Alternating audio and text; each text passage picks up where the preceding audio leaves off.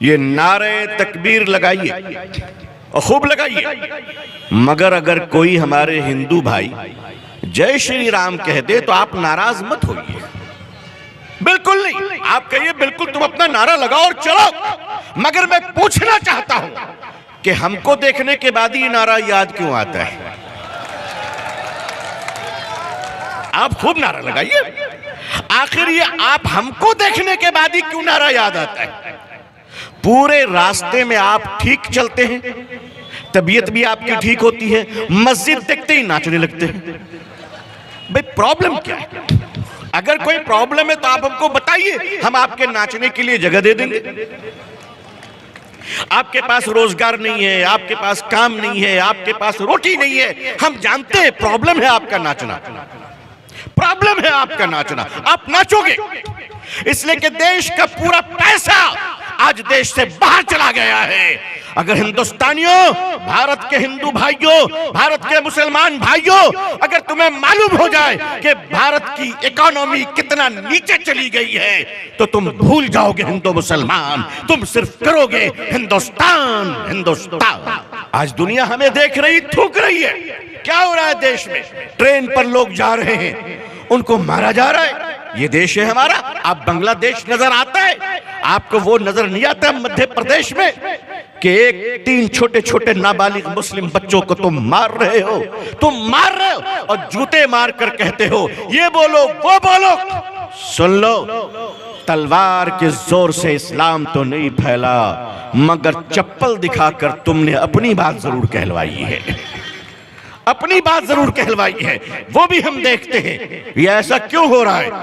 देश के हिंदू भाई ये शांतिपूर्ण है, लेकिन उसी बीच में मुर्गी के अंडों के बीच में कुछ सांप के भी अंडे हैं, और उस अंडे से जो सांप निकल रहे हैं वो उन मुर्गियों को डस रहा है। इसलिए देश के लोगों, भारत के हिंदू भाइयों, भारत के मुसलमान भाइयों, मिलकर आओ। इसलिए कि 1947 में अंग्रेज भाग गया था, उसके कुछ बच्चे रह गए हैं।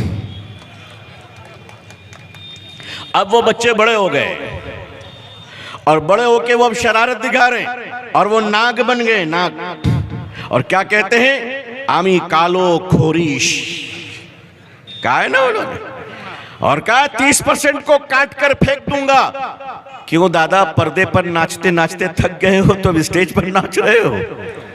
है ये नाचने वाले, ये ड्रामा करने वाले, पैसे लेकर नाच और कर्तव्य दिखाने वाले, तुम हमको धमकी दे रहे हो? याद रखना, याद रखना, ये गलती कभी हमसे मत करना। इसलिए कि हम क्या चीज है, अंग्रेजों से पूछ लो कि अगर भगाने पर आ गए तो कहां तक भागा है। अंग्रेज पंगा नहीं ले सका हम लोगों से, अल्हम्दुलिल्लाह, तो तुम पंगा लोगे। तो इसलिए अब आप बुढ़ापे का जमाना है, इत्मीनान से रहिए, आराम से रहिए, शांतिपूर्ण रहिए। आपको दादा बोलते हैं, दादा ही बोलेंगे। क्यों दादा बोलेंगे पता है? आप गाली भी दोगे तो दादा बोलेंगे। क्यों दादा बोलेंगे? इसलिए कि कबूतर कौवे की बोली नहीं बोलता। एक कबूतर कौवे की बोली कभी नहीं बोलता। हमें सभ्य समाज में हमें यही सिखाया गया है। हमारे हिंदू मास्टर जी ने, मुसलमान मास्टर जी ने हमको आदर सम्मान सिखाया है। हम पढ़े लिखे समाज के लोग हैं, हम अपने माँ बाप की इज्जत करना जानते हैं, हम समाज के और देश की इज्जत करना जानते हैं। ये देश जिंदा रहेगा। और याद रखो, अगर मुसलमानों के इलाके में किसी मंदिर पर भी खतरा आया तो मुसलमान खड़ा होकर उस मंदिर की रक्षा करेगा। यही कर्तव्य हमारे हिंदू भाइयों की भी है। और मैं जानता हूं इसी बंगाल में बशीरहाट की तरफ चले जाए तो एक मस्जिद है, वहां एक भी मुसलमान नहीं है। उस मस्जिद को हिंदू भाइयों ने जिंदा रखा है। वो कैसेट से, मोबाइल से अजान देते हैं और 5 वक्त अजान होती है। हिंदू भाइयों, सैल्यूट है तुम्हें, सैल्यूट है। केरला में एक मस्जिद है, उस मस्जिद में नमाज होती है, मगर उस मस्जिद की कमेटी का मुतवल्ली हिंदू भाई है। आज से नहीं, बहुत पहले से वो हर जुमा के दिन मस्जिद को साफ करते हैं। जानते हो क्यों? इसलिए कि ये हिंदुस्तान है, ये हिंदुस्तान है। और लोग आते रहेंगे, जाते रहेंगे। हिटलर आया गया, मुसोलिनी आया गया, कुछ लोग हैं वो भी चले जाएंगे। हम लोग भी एक दिन है, एक दिन चले जाएंगे। लेकिन देश रहेगा, देश की जनता रहेगी। इसलिए मैं भारत सरकार से भी अनुरोध करना चाहता हूं, ये सब गुल्ली डंडा मत खेलिए। देश का सबसे प्यारा खेल क्या है भाई? Cricket, hockey. हॉकी है ना, देश का राष्ट्रीय खेल हॉकी है। इन लोगों ने जबरदस्ती हिंदू मुसलमान बना दिया है। राष्ट्रीय खेल हिंदू मुसलमानों को बना रहे हैं, ये होने नहीं देंगे इंशाअल्लाह।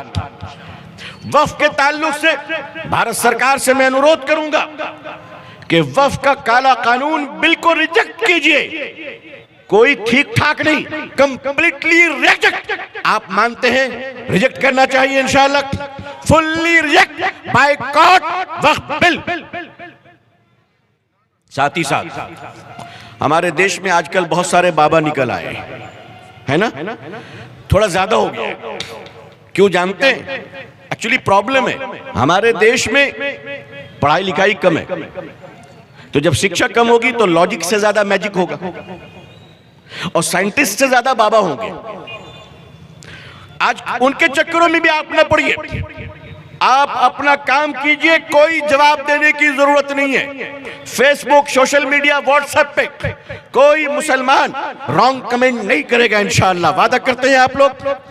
कोई अगर कोई गाली भी देता है तो आप उसका जवाब मत दो, इग्नोर कर दो, नजर से गिरा दोगे तो आदमी कहीं का नहीं रहेगा। लोगों नजर से गिरा दो ऐसे लोगों को, क्योंकि देश को बचाना है। कुछ लोग चाहते ही हैं कि आप दीवाने हो जाओ ताकि उनका काम बन जाए। नहीं नहीं, हम होश में जगेंगे, रात को भी जगेंगे, देश तुम्हें बेचने नहीं देंगे इंशाअल्लाह। वेस्ट बंगाल असेंबली में वक्फ बिल के खिलाफ जो रेजोल्यूशन पास किया गया है, उसके लिए मैं वेस्ट बंगाल गवर्नमेंट को शुक्रिया अदा करता हूं, थैंक्स करता हूं। और साथ ही साथ ये पूरी उम्मीद और यकीन रखता हूं कि पार्लियामेंट से वक्फ बिल को रिजेक्ट किया जाएगा इंशाअल्लाह। जिस दिन बिल पर आर्गुमेंट होगी पार्लियामेंट में, उस दिन मैंने अपने सारे दोस्तों से कह दिया है कि टेलीविजन पर देखो कौन एमपी है कौन नहीं है। अगर उस दिन किसी के सर में दर्द रहा, अगर उस दिन किसी को लूज मोशन रहा, और अगर उस दिन किसी को बुखार रहा, तो ये नौटंकी और ड्रामा मक्कारी हम बर्दाश्त नहीं करेंगे। पार्लियामेंट में बाइकॉट करना, नहीं तो हम तुम्हारा बाइकॉट कर देंगे।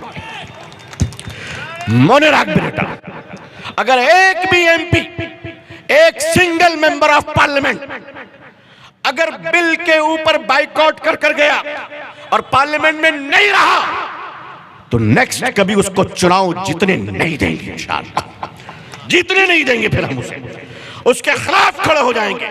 आप पार्लियामेंट में इज्जत के साथ, संविधान के साथ आप उस बिल के खिलाफ बोलिए।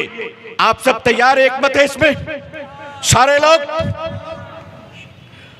तीसरी बात, एक तो मैंने वेस्ट बंगाल गवर्नमेंट के असेंबली में इस बिल के रिजेक्ट में जो उन्होंने रेजोल्यूशन पास किया है, उसके लिए मैं शुक्रिया अदा करता हूं, थैंक्स।